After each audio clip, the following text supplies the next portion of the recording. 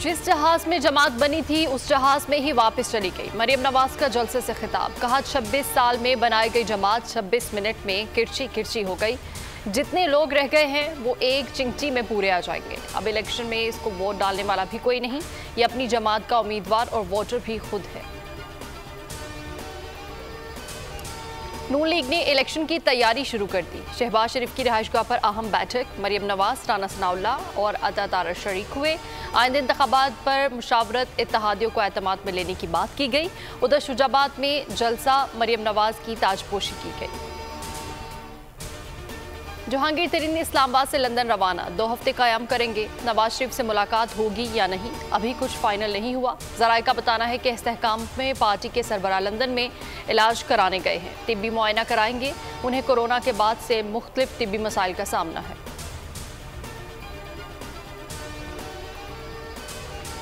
तहरीक इस्तेहकाम में पार्टी का संग बुनियाद लंदन में रखा गया। काफली के रहनुमा चौधरी सरवर का यूथ कन्वेंशन से खिताब, कहा करप्ट माफिया सियासत को तिजारत बनाकर लूट रहे हैं। कोई भी मुल्क भीख और कर्जे लेकर तरक्की नहीं कर सकता। वज़ीर-ए-आज़म का गरीबों से हमदर्दी का दावा, कहते हैं तमाम तर मुश्किलात के बावजूद सरकारी मुलाजमीन की तनख्वाहों में इजाफा किया। रिटायर्ड अफराद की पेंशन में 17% इजाफा किया। मजीद कहा IMF की तमाम शराइत ईमानदारी से पूरी कर दी। उम्मीद है मुआहदा इसी महीने हो जाएगा।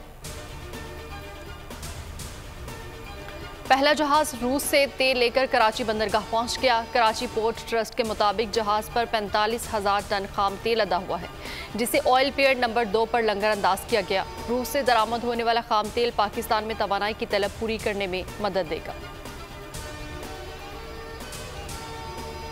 समुद्री तूफान कराची से 690 किलोमीटर दूर 24 घंटे में मजीद शिद्दत इख्तियार कर सकता है। NDMA के मुताबिक 13 जून तक सिंध के जनूब और जनूब मशरकी हिस्से पर असरअंदाज हो सकता है। साहली पट्टी में तेज़ आंधी, तूफानी बारिशों और तूग़यानी का इम्कान है। तूफान 15 जून को केटी बंदर से टकरा सकता है। मकरान, ठट्ठा, सजावल और बदीन के अजला को खतरा है। माहीगीरों को समुंदर में जाने से रोक दिया गया है। 13 से 17 जून तक सिंध की साहली पट्टी में तूफानी बारिशों और आंधी का इम्कान है।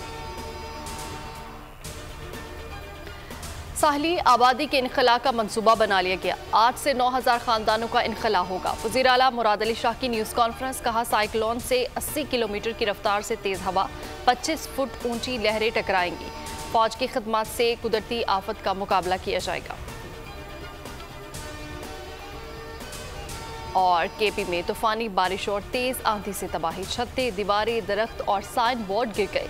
बन्नू, कर्क और लकी मरवत में 27 अफराद जाँ बहक, 14 जख्मी हुए। PDMA के मुताबिक 69 घरों को जुज़वी नुकसान पहुंचा। पाक फौज की इमदादी कार्रवाइयाँ जारी हैं। पंजाब के कई शहरों में मूसलाधार बारिश, दीवारें गिरने से और करंट लगने से 3 बच्चियों समेत 7 अमवात हुई।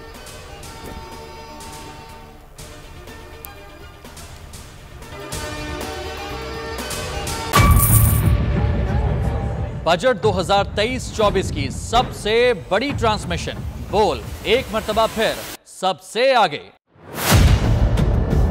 वजीर खजाना की बजट तकरीर की सबसे बड़ी कवरेज, 62% अवाम ने देखा बोल की स्क्रीन पर। Welcome back to the budget transmission. सबसे बड़े पैनलिस्ट और रिपोर्टर्स की बड़ी टीम ने बजट के लम्हे लम्हे की अपडेट से किया बाखबर अपनी आवाम को। गुजरात अदालत में यूं कह रहा हूं कि एक तरफ ये ख्वाहिश है कि लोगों को रिलीफ दी जाए, क्योंकि इलेक्शन सर पर है, तो कोई ऐसा बजट दे जो पॉपुलिस्ट हो। क्योंकि बोल रखता है खबर के हर पहलू पर नजर। बोल है सबसे आगे, सबसे पहले। सब्सक्राइब करें और बेल दबाएं ताकि कोई खबर रह न जाए।